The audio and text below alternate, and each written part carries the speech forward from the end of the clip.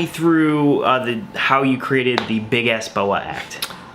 All right, how did I create this act? Okay, so I was at BHOF to 2015, and I entered Big Fanny Annie has a raffle for the legends.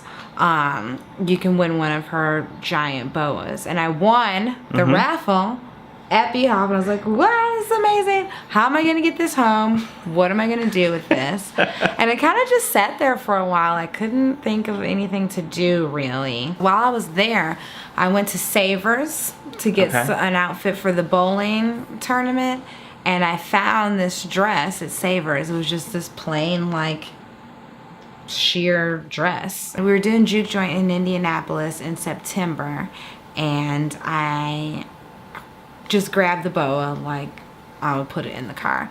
And we're in the car, and I'm making the set list. I'm like, oh, I don't have an act. Like, I need to figure out what act am I gonna do, what song I'm gonna do. I don't know. So I just picked a song from, like, the playlist that was on in the car on the way to Indianapolis. So I did the song with that dress and that boa that night, and I was like, yeah, that works. Okay. I love this song. That sounds great. Yeah, I guess I'll keep it.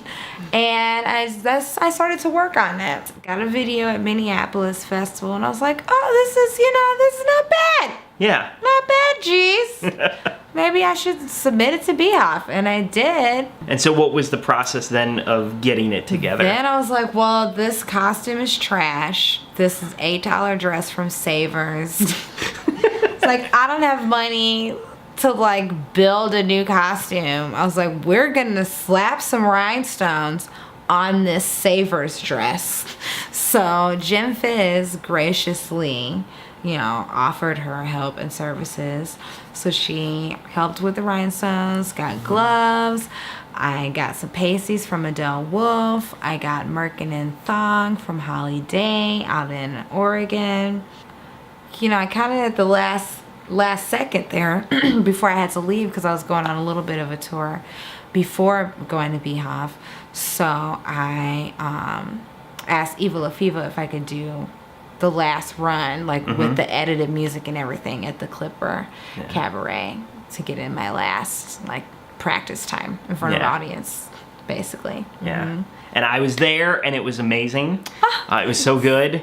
I felt for myself, I felt like really cool because I got to see it. You get the preview. And I got to photograph it, and then I was like, I gotta hang on to these. Yeah. I was like, don't post these. It was probably one of the most, like, solid that I felt on stage. Was it perfect? No. Did I mess up some things? Sure, probably. But the audience everyone was just so there for me, and I was there for them, and they were giving the love, and I was like, yes, I'm amazing. And they're like, well, you're amazing. I'm like, you're amazing. Yeah. That's what was my favorite part. Yeah. Yeah, it was great. Yeah. I loved it. Do you draw a lot from the audience when you perform? Hell yes. Yeah. Because also, if they're not doing anything, I got to change what I'm doing. Which is usually, I'm just annoyed at you, and now I'm going to stop stripping. Yeah. Yeah, the audience is like, my bread and butter. Yeah.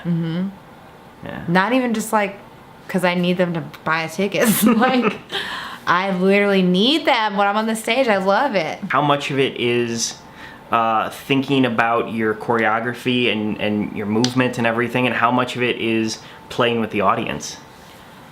Oh, I don't really choreograph. All right. She's really outing me here, Greg. I have, like, maybe 2 acts that are pretty much choreographed. But everything's kind of loose. Yeah. Because I just don't know. What if the audience sucks? What if I suck? What if my back hurts? Yeah. And what if I can't do a split that day? Like, what if one time the floorboards were coming apart on the stage, and I started doing a split, and the stage started coming apart. I was like, well, we're not doing that. Is this the last chorus? Should I just take my bra off now? I'm just going to take my bra off now. And then you take your bra off, and you're like, oh, there's like 3 minutes left. It's kind of a mix of both. There's definitely parts where, like, I know I take this off during this part. I know when my gloves come off. I know when the dress comes off.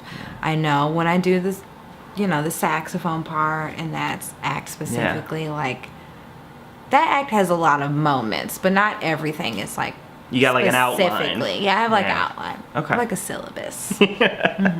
So now with the Big Ass Boa Act, Yeah. what, where does that live in your repertoire now? Do you still perform it? Do You know, do you love it? Do you hate it? I love it. I hate it because I hate carrying that boa around. Yeah.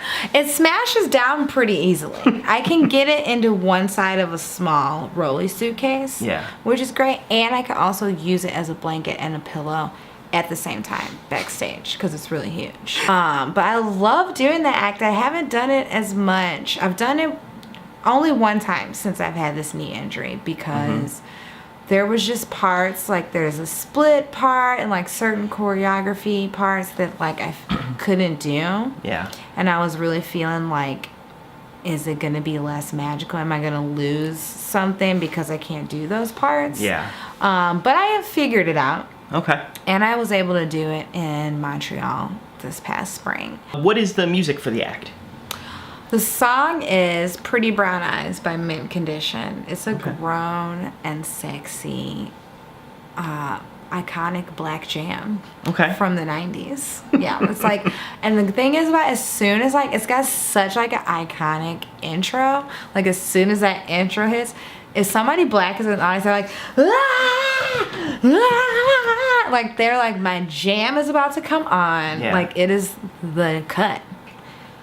I want it to be like authentically me, but I want it to feel like such like a bombshell. Like I want to feel like a sexy burlesque dancer because I don't really feel like that very much. Yeah. And I wanted to challenge myself, like, can I make a full act without cracking a face?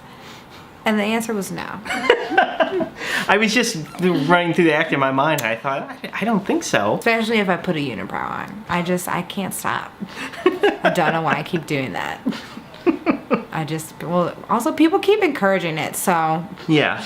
I'm glad that I didn't like deny or suppress any like comedic or character driven stuff during that act because I feel like that's what makes it quintessentially me, that it is still sexy and funny. I'm like, no, I wasted too much of my life like being in the background and not believing in myself and not pushing myself. And now I'm like, oh, you're gonna know me today, tomorrow. You're gonna know who I am. Yeah. Yeah.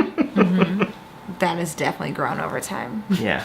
And it's not, I don't feel like that every day, you know. I go through phases, but yeah, I didn't just grow up feeling pretty confident. I was always really shy about my body, you know, not feeling too boyish, you know. So fuck that. Yeah. I don't have time to be feeling like that. Well, thank you so much. Yeah, thank you. All right.